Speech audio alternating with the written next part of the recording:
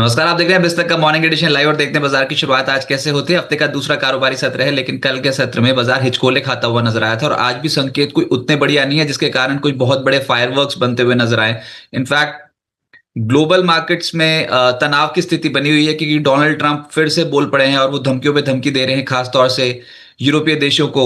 और उसका एक बहुत बड़ा इम्पैक्ट पड़ रहा है। अमेरिकन मार्केट्स कल के सत्र में बंद थे, लेकिन आज डाउ फ्यूचर्स, नैस्डैक फ्यूचर्स नीचे हैं। इनफैक्ट वो जितना कल नीचे थे उसी के आसपास नीचे 1% के आसपास कुल मिलाकर, आज और कल मिलाकर देखो तो हमारे मार्केट्स पे कल पहले ही रिएक्शन आ चुका है नेगेटिव। और सवाल ये है कि जिन लेवल्स पे हम हैं, क्या बजट में कुछ भी ऐसी संभावित ग्रोथ की अनाउंसमेंट्स के चलते खरीदारी बन सकती है क्या प्री बजट रैली बाजार पे बनेगी, या फिर बाजार ये जो तनाव की स्थिति है, जियोपॉलिटिकल टेंशन है, इसी में निपट के रह जाएगा, सिमट के रह जाएगा। बहुत ही ऐसी सिचुएशन आ गई है कि बाजार ना गिर पा रहा है ना चढ़ पा रहा है और ट्रेडर्स हो गए कंफ्यूज। तो बाजार के एक्सपर्ट्स जब इस शो में जुड़ेंगे उनसे पूछेंगे कि अब मार्केट पे क्या करना चाहिए और क्या बाजार में पैसा लगाने का ये सही मौका है या फिर अभी थोड़ी करेक्शन के लिए रुक जाएं।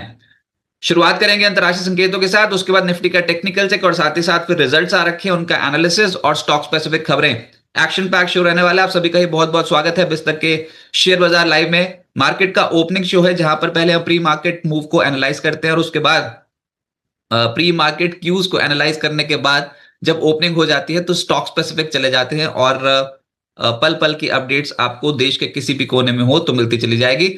और बाजार की शुरुआत कीजिए बिस्तक के साथ। एक और अनाउंसमेंट ये कि बिस्तक पे अब बजट सीरीज शुरू हो गई है, यानी कि पहले बजट आने से पहले बाजार के बड़े एक्सपर्ट्स और साथ साथ इकोनॉमिस्ट हमारे इस मंच पे जुड़ रहे हैं और उनसे हम बार बार यही पूछ रहे हैं कि कैसा रह सकता है बजट, उसमें क्या कुछ संभावित घोषणाएं हो सकती हैं। तो अगर आपको भी ये समझना है कि बजट में क्या कुछ अनाउंसमेंट्स हो सकती हैं जिसका इम्पैक्ट आपके निवेश पे पड़ेगा या फिर आपकी दिनचर्या पे पड़ेगा, रोजमर्रा की जो जरूरतें होती है वो भी बजट से बहुत ज्यादा कनेक्टेड होती हैं, तो कैसे इम्पैक्ट करेगा बजट आपकी जिंदगी को, और उसके लिए आपको करना सिर्फ ये है कि बिस्तक के साथ कनेक्टेड रहिए। अभी से लेकर बजट तक आपको ऐसे इंटरव्यूज मिलेंगे। अगर आप स्टॉक मार्केट पे इन्वेस्ट करते हो तो स्टॉक मार्केट से रिलेटेड कि मार्केट पे क्या इम्पैक्ट पड़ सकता है, और अगर आपको समझना है कि बजट का इम्पैक्ट इकोनॉमी पे क्या आ सकता है तो उसके लिए इकोनॉमिस्ट जो हमारे साथ जुड़ेंगे उनके भी इंटरव्यूज आप देख सकते हैं। और ये सब इंटरव्यूज जो है वो पब्लिश होते चले जाएंगे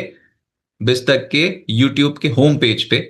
आप वो वीडियो सेक्शन में जाके वो तमाम वीडियोस देख सकते हैं। चलिए आज के बाजार की शुरुआत करते हैं और मार्केट में इंटरनेशनली सबसे बड़ी खबर जिसका इंपैक्ट पड़ेगा उसमें एक चिट्ठी का जिक्र है। आज सब यही बात कर रहे हैं कि ये चिट्ठी आखिर क्यों लिख दी डोनाल्ड ट्रंप ने और इतनी देर में उनको क्या याद आ गई नोबेल पुरस्कार की। अब हुआ यह है कि ट्रंप ने नॉर्वे के प्रधानमंत्री को चिट्ठी लिखी है। चिट्ठी क्या है? एक तरीके की धमकी है। और वो उन्होंने बोला है कि मैं पॉइंट्स बताता हूं उसमें जो चिट्ठी में लिखे हैं। उसमें यह है कि आपने मुझे नोबेल पुरस्कार, शांति पुरस्कार नहीं दिया, अब शांति की जिम्मेदारी मेरी नहीं है, ये उन्होंने बोला। मुझे नोबेल नहीं मिला, मुझे ग्रीनलैंड चाहिए। अब मैं देख रहा हूं कि अमेरिका के लिए अच्छा और उचित क्या है। डेनमार्क उस भूमि को रूस या चीन से सुरक्षित नहीं रख सकता। मैंने नाटो के लिए उसके गठन के बाद से किसी भी अन्य व्यक्ति से अधिक अधिक किया है और अब नेटो का ये नेटो की जिम्मेवारी है कि वो संयुक्त राज्य अमेरिका के लिए कुछ करे। और दुनिया सुरक्षित नहीं है जब तक हमारे पास ग्रीनलैंड पर पूर्ण नियंत्रण ना हो। ये डोनाल्ड ट्रंप ने चिट्ठी लिखी और अब बिल्कुल धमकी है।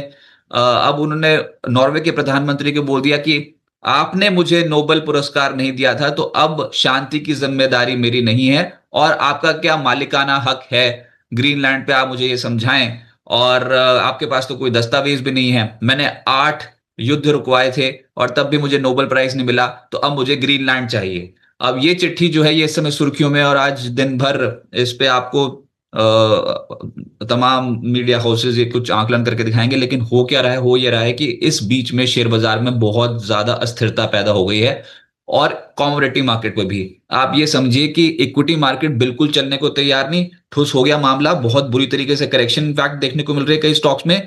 लेकिन जिस तरीके के जियोपॉलिटिकल टेंशन बढ़ती चली जा रही हैं उसके कारण सोना और चांदी अंतरराष्ट्रीय बाजार पे भी और घरेलू बाजार पे भी दे दनादन भागी चले जा रहे हैं। कल अगर आप यूरोपियन मार्केट्स देखते तो वहां पर कैक 0.25% नीचे था, डैक्स लगभग 1.25% नीचे था। हमारे मार्केट भी कल गिरकर बंद हुए थे। लेकिन अगर फिर आप एक कमोडिटी मार्केट पे ट्रेड कर रहे होते, वो भी ऑलमोस्ट असंभव है। क्योंकि चांदी जो है वो 94.72 डॉलर प्रति आउंस का हाई लगा चुकी। पर एमसीएक्स पर चांदी ने कल कल जब देर रात को यहां पर जो टिक्स आते हैं उसमें 3,10,944 रुपए प्रति किलो चांदी पहुंच गई। और ये 3,10,944 रुपए प्रति किलो चढ़ने के लिए चांदी को कल 22,515 रुपए उछलना पड़ा। एक ही दिन में चांदी 22,513 रुपए प्रति किलो उछल गई, यानी कि लगभग 8% का जम था चांदी में। अगर आप ट्रेडिंग करने जाओ तो आप ये समझो कि लॉट से मल्टीप्लाई करना पड़ेगा आपको, लॉट साइज से हर टिक को। तो एक दिन में 22,513 रुपए, अगर आप पिछले हफ्ते में देखो तो लगभग 66,000 रुपए के आसपास का जंप चांदी पे है। इस तरीके की तेजी देखने को मिल रही है। तो असंभव है अगर आप ट्रेडिंग करने उतरो तो। हाँ, अगर आपने ले रखा और उसके बाद चुपचाप बैठ जाओ आंखें बंद करके और उसके बाद जो भाग रही है भागने दो, तो वो बात तो बिल्कुल अलग है, जो कि ऑलमोस्ट करना मुश्किल होता है। ये तो वन वे डायरेक्शन पे चल पड़ी, सिर्फ मशीन ही कर सकती है, ह्यूमन माइंड से तो ना हो पाए। एक एक दिन में 22,000 रुपए की कंट्रोल ही नहीं आएगी पोजीशन। अच्छा, जो तेजी में उसकी तो बल्ले बल्ले, जिसने बेच रखी हो चांदी वो अभी यार अभी रुकेगी, बस अभी रुकेगी, यहां से टूटेगी। और रोज अगर आप ऐसे इस तरीके से, हर दिन का औसत है 10,000 रुपए प्रति किलो का जंप। 10,000 रुपए हर दिन अगर औसतन देखो पिछले 7 दिन में, तो भागती चली जा रही है, भागती चली जा रही है। तो शॉर्ट ट्रेडर्स बहुत बुरी तरीके से ट्रैप हो रखे हैं। और ये आपको बिस्तर भी बताया था कि चांदी की जो तेजी है वो शॉर्ट शॉर्ट कवरिंग के चलते भी चल जाएगी, क्योंकि ऐसा होता ही नहीं है कि कोई भी एसेट क्लास इस रफ्तार से चले। लेकिन चांदी ने वो कर दिखाया। और ऊपर से एक टेंशन और, कि जापान में 40 साल की बॉन्ड यील्ड अब नई ऊंचाई पे है, 4% पे पहुंचती हुई नजर आई है। तो इंटरनेशनली कोई ऐसा संकेत नहीं है जो आपको कुशन दे रहा हो। हर चीज बाजार के खिलाफ, लेकिन हमारे फेवर में क्या है? रिजल्ट सीजन और साथ ही साथ बजट एक्सपेक्टेशंस।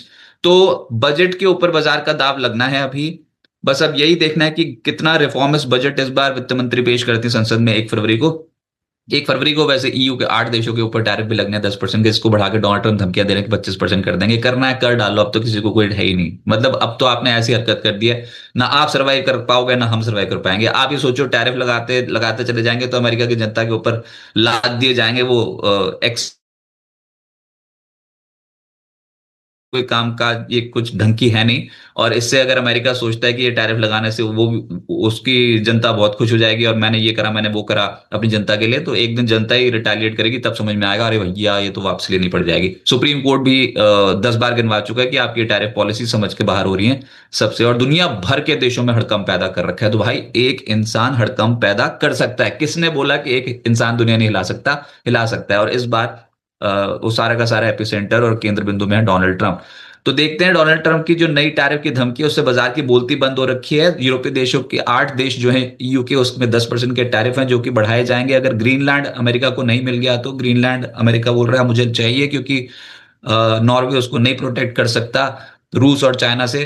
तो अमेरिका नहीं चाहता कि ग्रीनलैंड रूस या फिर चाइना के हाथ लग जाए। इसलिए अमेरिका फटाफट से ग्रीनलैंड को अपनी टेरिटरी में शामिल करना चाहता है। और हमारे यहाँ पर प्रॉब्लम ये है कि हमको अभी एक्सपायरी का प्रेशर अलग से झेलना है। आज वीकली एक्सपायरी है निफ्टी की और बाजार बिल्कुल दिशाहीन है। ऊपर जाते तो पिट जाते हैं, नीचे आते तो खरीदारी जाती है।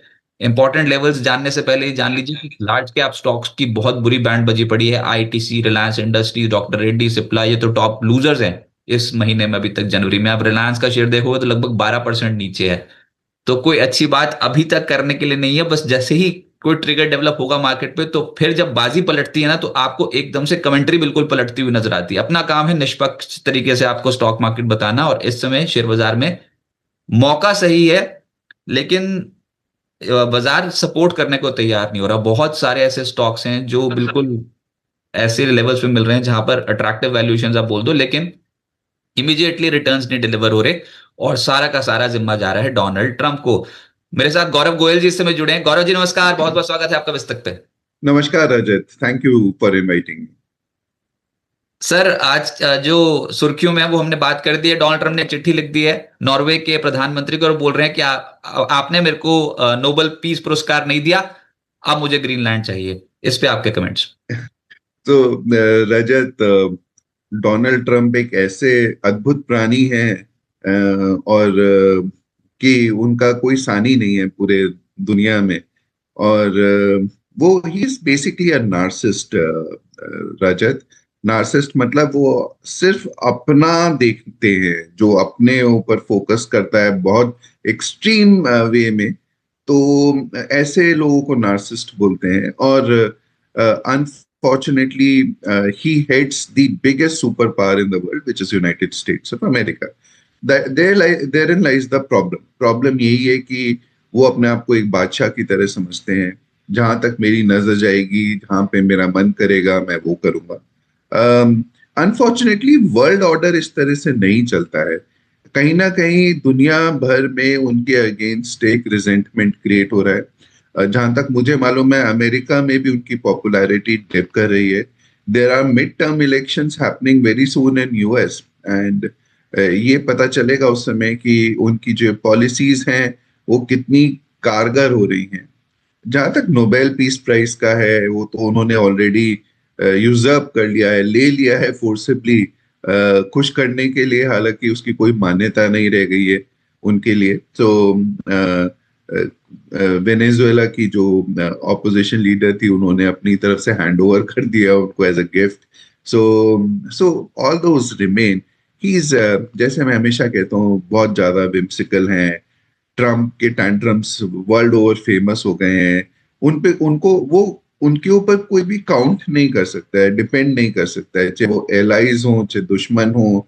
कभी वो रशिया की तारीफ करते हैं, कभी उनके खिलाफ एक्शन लेने की बात करते हैं, कभी यूरोपियन यूनियन जो उनका डेकेड ओल्ड फ्रेंड रहा है, अचानक उसके ऊपर टैरिफ्स लगाने की घोषणा कर देते हैं।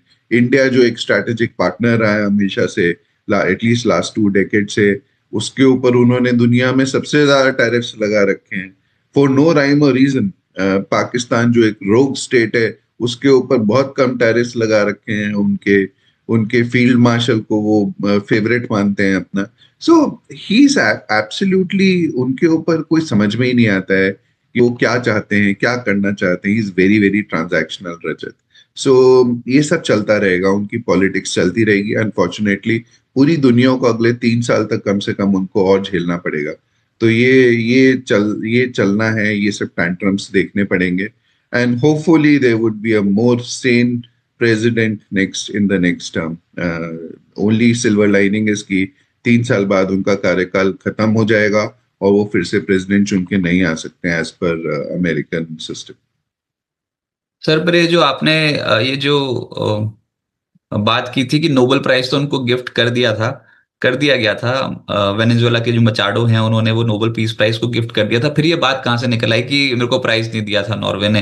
वो तो हो गया ना, अब इनडायरेक्टली तो उनके पास पहुंच चुका है वो वाला प्राइज, और उन्होंने रख भी लिया। मतलब कहीं क्या पहली बार होते देखा है सारी चीजें। मैंने तो कभी होते देखी नहीं, किसी को नोबेल प्राइज मिला हो, उसने गिफ्ट भी कर दिया हो। तो डोनाल्ड ट्रंप के हाथ में वो है नोबेल प्राइज, फिर भी वो ऐसी चिट्ठी लिख रहे हैं। उन्होंने व्हाइट हाउस पे रख रखा है वो वाला प्राइज तो। This shows the unpredictability of the man. Rajat, ये देखिए कि एक प्रेसिडेंट जो दुनिया का सबसे पावरफुल पर्सन है, और वो एक प्राइज के लिए, एक नोबेल पीस प्राइज के लिए वो इतना डेस्परेट हो रखा है कि वो बाय हुक और बाय क्रुक वो लेना चाहता है।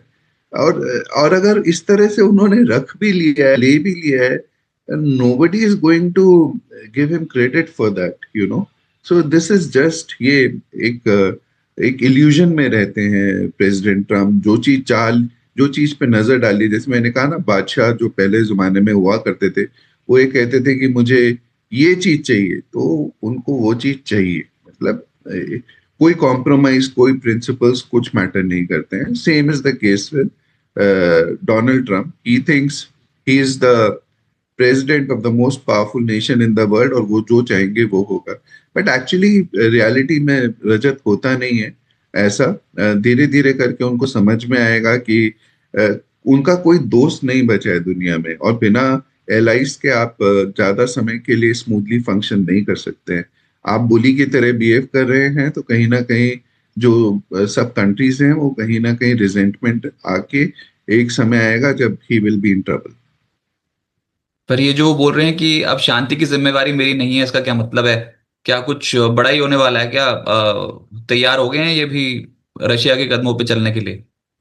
तो Rajat, like it or not, but the fact remains that US हर जगह अपने आप को मेडल करता है, और एज अ सुपर पावर शायद उनको करना भी चाहिए, और वो करेंगे भी। वो उनकी नेचर में, वो भी नेचर में है कि हर जगह घुसना है, मेडल करना है दूसरे कंट्रीज के अफेयर्स में। मतलब यूएस का इतिहास रहा है, उन्होंने तख्ता पलट किए हैं, उन्होंने रेजीम्स को फोर्स किया है, बहुत सारे अच्छे काम भी किए हैं, पीस भी कई बार बहुत जगहों पर उनकी वजह से हुई है। वर्ल्ड में ऑर्डर भी रहा है और डिसऑर्डर भी यूएस की वजह से रहा है। तो एज अ सुपर पावर का जो उनका टैग है, उसको कभी भी आज तक हिस्ट्री में कभी भी एक्सरसाइज करने से हिचकिचाए नहीं है। और ये ट्रम्प जो कुछ भी बोल रहे हैं, he has to and he will. उनकी नेचर ही ऐसी है कि वो मेडल किए बिना रह ही नहीं सकते जब तक अपने आप को सुप्रीम ना दिखाएं। अब डावोस जा रहे हैं एक दिन के लिए, is going to Davos for one day, but हड़कंप मची भी है यूरोप में। पहले 10% टैरिफ के लिए बोला है, और वो ग्रीनलैंड टैरिफ। आप आई मीन इमेजिन करिए रजत, एक कंट्री जो यूरोपियन यूनियन का पार्ट है या यूरोप का पार्ट है, एंड ही सेइंग कि मेरे को वो लेना है बाय हुक और क्रुक, और अगर तुमने नहीं दिया तो मैं 10% टैरिफ लगाऊंगा। ये मतलब किस तरह की राजनीति है, किस तरह का उनका थिंकिंग है, किस तरह का वो किस तरह से अपने एलाइज को ट्रीट करते हैं। I mean this shows the nature of the man. Very sad but true. लेकिन सर इसका बेनिफिट सोने चांदी पे हुआ है और इक्विटी मार्केट कांप रही है, तो दोनों ही एसेट क्लासेस पे आपकी राय, शेयर बाजार का क्या होगा और चांदी खरीद भी पाएंगे कि नहीं? सो रजत, मैं आपके इस कथन से सहमत नहीं हूं कि इक्विटीज के ऊपर असर होगा। एक्चुअली रीजन है कि आप पिछले एक साल में देखिए, इंडिया को छोड़ दीजिए और आप दुनिया भर की इक्विटीज को देखिए, तो they have done exceptionally well. I mean Korea 65%, Brazil 35%, US itself has done extremely well last year, and host of economies, Japan, European countries, चाहे वो आपका फ्रांस हो गया, चाहे इंग्लैंड हो गया, चाहे आपका जर्मनी हो गया, से लेके सारी countries, most of the large countries around the world have done exceptionally well. China has done exceptionally well. India has been an exception इस पूरे प्रोसेस में, जहाँ पे इंडिया के रिटर्न्स नहीं आए फॉर वेराइटी ऑफ रीजन। और उसका सबसे बड़ा कारण एक ये था, शायद हम ऑलरेडी एक्सपेंसिव थे। उससे पहले हमारा 2020 से लेके 2024 तक we had done extremely well. सितंबर 24 तक हम लोगों ने बहुत अच्छा किया था, and we had performed much better than our peers. तो there was a valuation gap जो आज की डेट में काफी हद तक ब्रिज हो गया है, कम हो गया है। अभी भी है, लेकिन काफी हद तक कम हो गया है। तो इक्विटीज में जो भी कुछ हुआ है, उनके टैंट्रम्स वगैरह या जो भी कहिए, या आर्टिफिशियल इंटेलिजेंस की इंफ्रास्ट्रक्चर क्रिएट करने के लिए जो यूएस में चल रहा है, चाइना में होड़ मची है, और साथ में यूरोप में एक तरह का गेम चल रहा है। तो I think everywhere across the board ये जो भी हो रहा है, आर्टिफिशियल इंटेलिजेंस रिलेटेड स्पेंडिंग और इंफ्रा क्रिएट करने के लिए हो रही है, कुछ हद तक शायद बबल भी क्रिएट हो रहा है, उसकी वजह से equity markets around the world have done extremely well.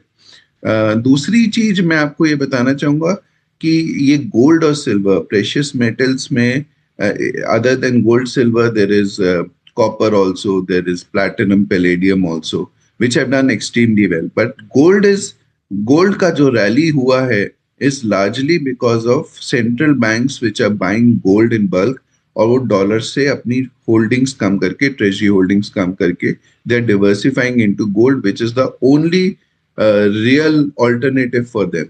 और ऐसी सिचुएशन में मेरे को लगता है कि गोल्ड की रैली, डिस्पाइट करेक्शंस आ सकते हैं, लेकिन it is a long term trend which will continue. Silver की भी बाइंग हो रही है लगातार, लेकिन सिल्वर का एक इंडस्ट्रियल यूज भी है, जो पिछले एक साल में अगर आप रैली देखें तो सिल्वर ने in the calendar year 2025 150% return दिए हैं डॉलर टर्म्स में। इन रूपी terms it is even more. So this is an amazing turn of events, and ये geopolitics से clearly related है, plus demand and supply factor है। So I think the long term trend persists in gold and silver, and I remain bullish on them, but इस पे हम लोग rule out नहीं कर सकते हैं sharp falls, particularly in silver. So volatility will be यहाँ पे बहुत ज्यादा रहेगी.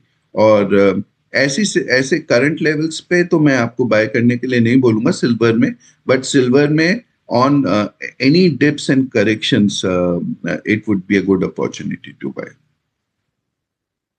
तो नहीं मतलब एक चीज जो पसंद आ जाती है ना, वो चीज पसंद आ जाती है बाजार को, और उसका तर्क ना पॉजिटिव साइड पे निकल आता है. जैसे सब बोल रहे हैं सिल्वर होल्ड होल्ड हो रहा है, चाइना ये कर रहा है, एक्सपोर्ट रिस्ट्रिक्शंस लगा रहा है, वो लगा रहा है, ऐसा लगा रहा है. फिर दूसरी तरफ हम ये भी बोलते हैं कि डिमांड डिस्ट्रक्शन हो जाएगी, टैरिफ वॉर छिड़ी हुई है, तो सिल्वर का यूज होगा कहाँ? मेरे को तो यही समझ में नहीं आ रहा. एक तरफ कहते हैं कि नहीं होगा, और हर कंट्री अपने ये रेयर अर्थ मेटल को कंट्रोल में करना चाहती है, दूसरी तरफ फिर टैरिफ लग रहे हैं. वो बोलते हैं कि डिमांड इतनी जनरेट नहीं हो पाएगी. सर दो बहुत बटा बटा सा व्यू पॉइंट निकल के आ रहा है. वाकई इंडस्ट्रियल डिमांड कुछ ऐसी होने वाली है जिसकी वजह से बेस मेटल्स ऐसे आ रहे हैं, तो इसमें इसमें फिर डोनाल्ड ट्रंप के टैरिफ के थ्रेट कहाँ गया? So Rajat, silver it is a fact. Silver आज की डेट में इसका इंडस्ट्रियल यूज बहुत ज्यादा है. इंडस्ट्री तो एंड पैसा लगा ही नहीं रही. इंडस्ट्री तो कर ही नहीं पाएगी. अगर डोनाल्ड ट्रम्प ने ऐसा टैरिफ लगा दिया तो कौन करेगा? कैपेक्स कहाँ बनेगी? क्षमता किसकी हिम्मत पड़ेगी इतना इतना पैसा लगाने की, फैक्ट्रियां लगाने में, जब कच्चा माल ही नहीं, इतना महंगा है तो. नहीं, सिल्वर की माइनिंग देखिए, जो भी कुछ है, अगर अगर डिमांड सप्लाई गैप अगर रहता है रजत, तो सिल्वर का प्रोडक्शन बढ़ेगा ultimately. But still there is a huge gap between the production and the demand and the supply. So demand बहुत ज्यादा है, सप्लाई कंपैरेटिवली बहुत कम है, और आने वाले 5 साल के बाद आप इसको गैप को और बढ़ता हुआ देखेंगे. Silver is use practically everywhere Rajat. चाहे वो सोलर हो, चाहे वो आपके ईवीज हो, चाहे मतलब तमाम तरह के इंडस्ट्रियल यूसेस हैं सिल्वर के. एंड मेरे को लगता नहीं है कि ऐसा डिमांड कुछ कम होने वाला है. In fact demand will grow, and that is what makes me positive on silver.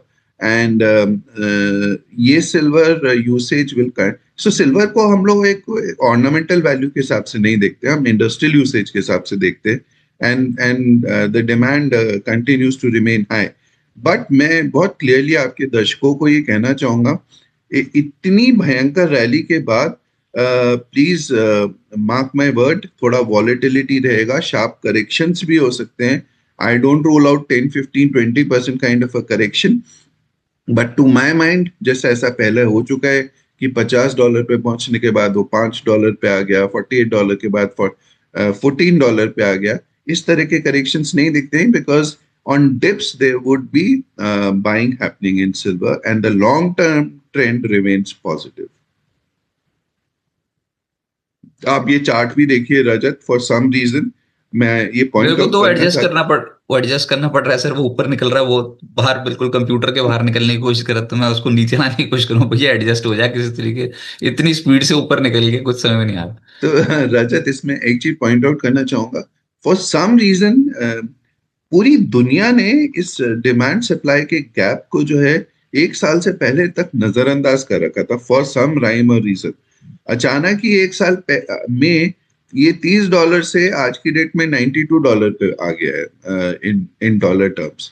Now ये सरप्राइजिंग है कि अचानक ही इतना बड़ा डिमांड सप्लाई गैप जो था, उसे 1 साल पहले तक किसी ने नोटिस ही नहीं किया, और अचानक 1 साल में ऐसी फ्रेंजी क्रिएट हो गई है, which has taken it 3 times, from $30 to $90 in 1 year. This is quite a move.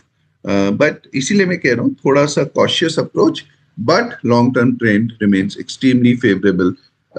Having said that, मैं एक और बात कहना चाहता हूँ रजत यहाँ पे, कि गोल्ड टू सिल्वर रेशियो जो हम हमेशा ट्रैक करते हैं, ये एक समय में $110 का हो गया, 110 रेशियो हो गया था, और अब ये फिर से $50 के आसपास पे आ गया है, which is equal to the long term averages of gold to silver ratio. तो यहाँ पे हमें गोल्ड थोड़ा ज्यादा फेवरेबल लगता है इन अगर हमें कंपेयर करना हो अगेंस्ट सिल्वर. तो I would probably give slightly more weightage to gold over silver. बहुत सारे व्यूअर्स भी हमारे साथ जुड़ चुके हैं, वो पूछना चाहते हैं कुछ सवाल, तो फटाफट से उनके पास चलते हैं. आप सभी का बहुत बहुत शुक्रिया विस्तार को सुबह सुबह अपना समय देने के लिए. सिल्वर बूम पहला ही मैसेज आ गया। ठंड कम हो गई, क्या लोगों के पोर्टफोलियो जल रहे हैं? नैन्सी जी बोल रही है। सर पहले तो निफ्टी पे राय क्या है? अब आज तो वीकली एक्सपायरी, लेकिन ओवरऑल हम तो यहाँ पर ही फंस गए 25,600 के लेवल पे। बजट से क्या एक्सपेक्टेशन लेकर चल रहे हो? ऐसा कुछ होगा कि जिसकी वजह से बाजार एकदम से तेज हो जाएगा, या फिर ये ऐसे टाइम पास करेगा? अरे भैया सिल्वर 5 दिन से मैं देख रहा था ऊपर ऊपर ऊपर ऊपर ऊपर। हमारे मार्केट 5 दिन में देखो कैसे अटके पड़े हैं। सो राजा देखिए, शॉर्ट टर्म का तो मुझे नहीं मालूम है। बजट का मैं जरूर बता सकता हूँ कि it would be a good budget, but not an earth shattering budget. तो गवर्नमेंट के पास रूम टू मनूवर थोड़ा लिमिटेड है this time around, but India is on a good growth trajectory. हम लोग एक्सपेक्टेडली 7.3 7.5% के बीच में हमारी ग्रोथ होगी। Inflation is contained, fiscal deficit is on a right path, current account deficit बहुत कम है। So the only thing is that because of inflation being contained हमारी नॉमिनल जीडीपी थोड़ी कम है। Now I see some trinkling in the budget here and there, but not great moves in budget. आज की date में government in any case does not wait कि announcements budget के time पे करे। वो पूरे साल में अनाउंसमेंट करते हैं strategic moves. And I think it would be a good balanced budget overall. Fiscal prudence, capex, सब कुछ रहेगा, बट कोई अर्थ शैटरिंग मूव मेरे को नहीं दिखता इस बार के बजट में। सेकेंडली मेरे को लगता है कि there is another trigger that is coming, is India European union trade treaty which might, जो शायद 27 तारीख को अनाउंस करी जाए।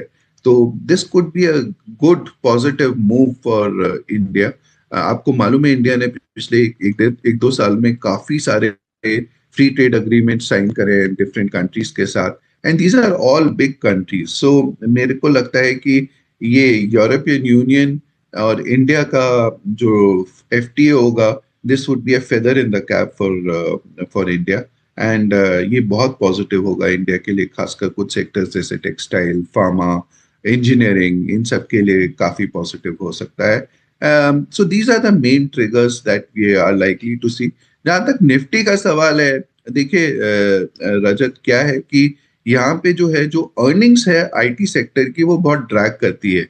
सो which makes the valuation a lot more expensive for Nifty, in the sense कि वो करेक्शन नहीं हो रहा है, मीनिंगफुल अर्निंग्स नहीं आ पा रही है। प्राइस अर्निंग में का रेशियो अगर हम देखें तो डिनोमिनेटर में अर्निंग है, और वो आईटी सेक्टर की अर्निंग्स की वजह से काफी लैग कर जाती है। काफी you don't see a substantial gain in IT sector.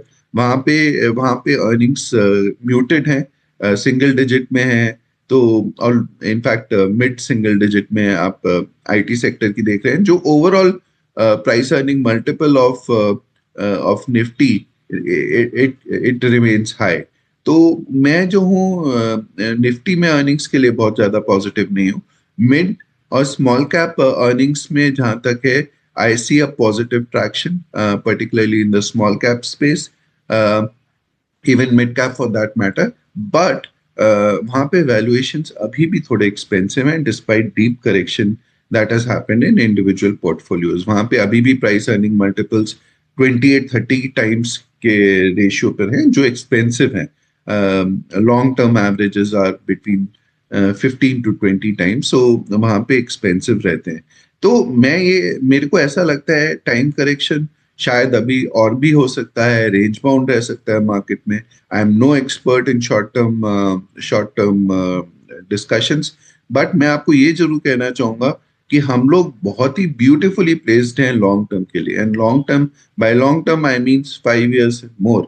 And मेरे को लगता है कि हम लोग जिस ट्रैजेक्टरी पे चल रहे हैं, जिस तरह के इंडिया में पॉजिटिव चेंजेस हो रहे हैं, I think I remain extremely bullish. And 5 years के लिए मतलब अगर कोई इन्वेस्टमेंट करना चाहता है, these are ideal times to get into markets.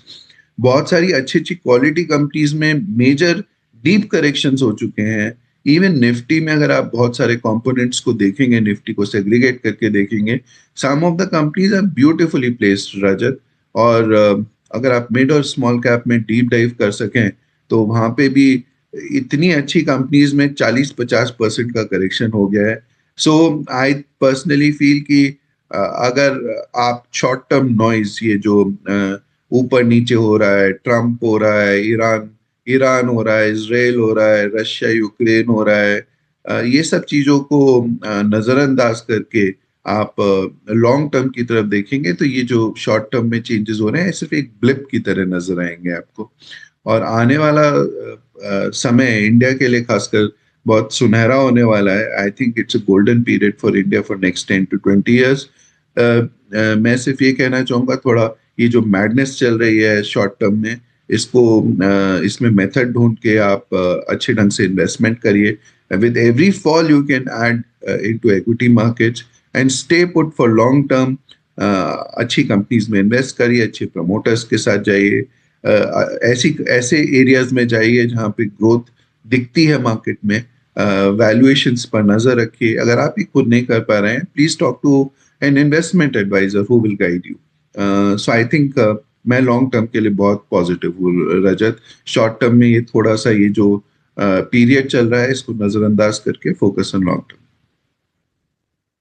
Sir primary market पे भी एक्टिविटी बहुत तेज है, एक तो आईपीओ आज खुला, लेकिन जो कल जो लिस्टिंग हुई उस पे आपके कमेंट्स, बहुत सारे सवाल हमारे पास आ रहे हैं कि जिनको अब लिस्ट हो गए हैं लकीली, भारत कोकिंग कोल, ये आप क्या एक्सपेक्ट कर रहे थे कि 100% प्रीमियम पे लिस्ट हो जाएगा? 96% प्रीमियम पे लिस्ट हुआ और उसके बाद ऊपरी स्तरों पे थोड़ी मुनाफा वसूली हो गई, लेकिन फिर भी अगर आप क्लोज टू क्लोज भी देखो तो बहुत तगड़े गेंस है 76.4% के। तो भारत कोकिंग कोल पे भी क्या करना चाहिए at the rate of 40? So I was expecting बहुत अच्छी लिस्टिंग रजत यहाँ पर ये 80-90% की जो लिस्टिंग हुई है, आई थिंक वो तो बियॉन्ड एक्सपेक्टेशंस थी। हैविंग सेड दैट, मेरे को लगता है कि नाउ यहाँ पे fresh purchases at these levels might not make sense. So it is better to wait and watch and wait for a correction to happen here. It's a good company, अच्छी company है। I think, but valuations are a little stretched right now, considering IPO price सिर्फ 23 का था और अब almost 40 के ऊपर पे ट्रेड कर रहा है। So it does not make sense to buy here. Maybe जिनको luckily जिनको मिला है, they can look for थोड़ा सा यहाँ पे बुक करने का, प्रॉफिट बुक कर सकते हैं यहाँ पे। So that is how I look at it. Primary market पे हलचल बहुत तेज है और मुद्दा यही है कि बहुत सारी कंपनी ने प्राइमरी मार्केट के जरिए अपनी जो आईपीओ के जरिए पैसा जुटाया है या फिर ओएफएस के जरिए स्टेक डाइल्यूट किया है, अपनी होल्डिंग जो उसको कम किया है। और उसी श्रेणी में अब एक के बाद एक बहुत सारे आईपीओ जो है वो इस साल भी कतार में हैं। आज से एक आईपीओ खुल रहा है शैडो फैक्स टेक्नोलॉजीज का, आज से 22 जनवरी तक खुला रहेगा। प्राइस बैंड है 118 रुपए से 124 रुपए प्रति शेयर और इशू साइज है 1907.3 करोड़ रुपए।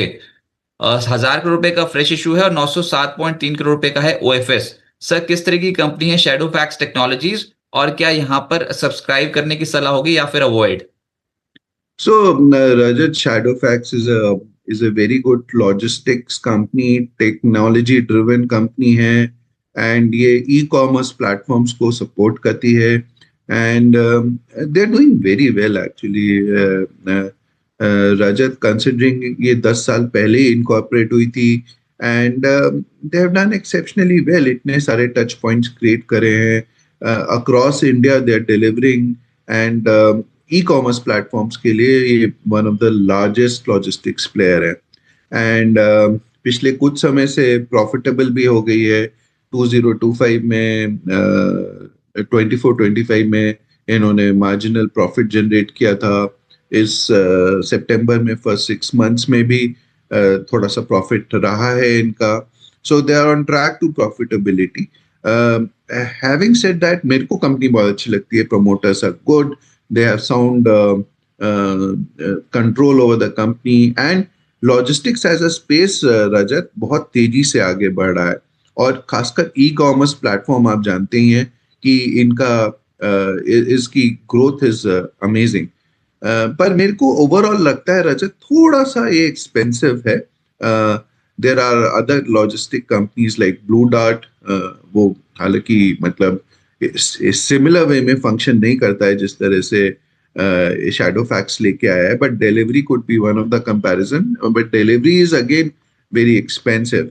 सो हालांकि मेरे को थोड़ा एक्सपेंसिव लगता है, but considering long term growth prospects of this company and एक एक्सपोनेंशियल ग्रोथ पॉसिबिलिटी है, I would say that one can invest from a long term perspective. Company बहुत अच्छी है। इसमें एक रिस्क पॉइंट आउट करना चाहूंगा कि इनका bulk of the business gets generated from Meesho, one single platform. So that is one of the caution that I would advise. But overall, it's a good company. Growth अच्छी है. So I remain positive on it, and I think from a long-term perspective, one can apply in it. There could be marginal short-term gains, listing gains, but I think अगर किसी को लेना है तो long-term perspective से ही इसमें investment करें। गौरव sir, बहुत बहुत शुक्रिया आपका हमारे साथ जुड़ने के लिए और मार्केट्स पे अपनी अप्रोच बताने के लिए। कोई डिस्क्लेमर आपकी ओर से? हाँ जी, Rajat, I am SEBI registered investment adviser. हम लोग अपने क्लाइंट्स जिसको भी एडवाइस करते हैं, पहले उनका रिस्क एनालिसिस करते हैं, उनका पूरा पोर्टफोलियो समझते हैं, and then only we do asset allocation based on risk profile, and then go about advising them. Their financial planning इसी तरह से करी जाती है। तो ये जो हम लोग यहाँ पे डिस्कशन करते हैं securities, we try not to give any advice on stocks, but जहाँ पे भी हम लोग करते हैं तो उसमें हो सकता है कि हमारा पर्सनल, फैमिली का या क्लाइंट्स का एक्सपोजर हो, हम बायस्ड भी हो सकते हैं। So I would request all your clients to do their due diligence and their own research and contact their investment advisors if necessary. That's what I would like to say. Thank you. Right sir, बहुत शुक्रिया आपका हमारे साथ जुड़ने के लिए और markets पे अप्रोच बताने के लिए। Thank you, Rajit. तो गौरव गोयल जी हमारे साथ जुड़े हुए थे। बहुत ही गहरी पकड़ रखते हैं भारतीय स्टॉक बाजार पे और ये फंडामेंटल नजरिए से आंकते हैं शेयर्स को। और अब